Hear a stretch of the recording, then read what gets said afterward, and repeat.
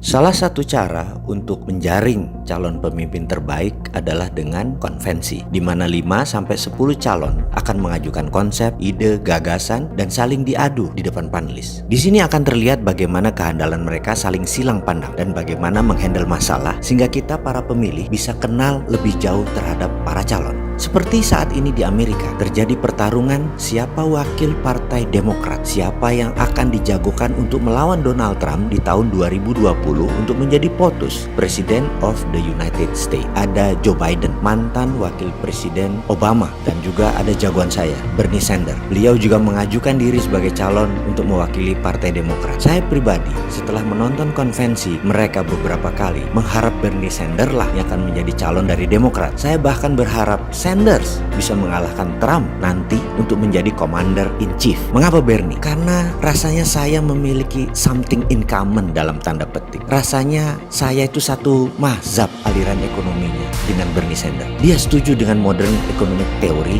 yang digagas oleh Stephanie Kelton. Modern economic theory yang saat ini menjadi lawan berat hegemoni ekonomi dunia seperti kelompok-kelompok global elit seperti kelompok elit Bilderberg atau kaum Republikan ortodok kapitalis, Wall Street pendukung Trump, atau Yahudi Zabatai, plutokrasinya pemerintah Amerika yang siapa aja presidennya mereka selalu di belakangnya. Mereka ini incumbent, penguasa ekonomi dunia, pendukung fossil oil, pendukung batu bara, sangat berseberangan dengan konsep modern economy theory yang pro green, mendukung ramah lingkungan, mendukung baterai, mendukung energi terbarukan, mendukung bioteknologi. Kita tahu bahwa jika energi terbarukan atau juga misalnya baterai tersedia saat ini 100% atau setidaknya tahun depan deh tersedia semua 100%, maka yang paling rugi adalah pengusaha batu bara karena mendadak kebutuhan batu bara yang merusak lingkungan itu jadi turun penggunaannya. Mereka berharap masih bisa bertahan 15-25 tahun lagi. Mereka membuat dunia kecanduan minyak bumi dan batu bara ini masih sampai 20 tahun ke depan. Mereka pro fosil oil dan batu bara itu berusaha habis-habisan melawan kelompok elit seberang pecinta lingkungan. Kalau perlu seperti Indonesia sekarang, semua pakai batu bara pembangkit listriknya. Walaupun efeknya udara jadi jelek, pokoknya pakai batu bara. Mau yang nanti banyak penduduk sakit paru-paru yang menderita kan rakyat jelata, rakyat Jakarta. Yang penting para pengusaha batu bara serta pejabat yang punya usaha batu bara, barangnya dalam tanda petik masuk ke PLN dan dapat fulus besar. Jadi power plant harus batu bara. Nah, Bernie Sanders anti perusak lingkungan, anti Keynesian, anti neolips. Jadi kalau dia jadi presiden 2020, maka pasti akan menekan hal-hal yang merusak lingkungan dan dia pro lingkungan serta setuju Indonesia printing money berbasis proyek.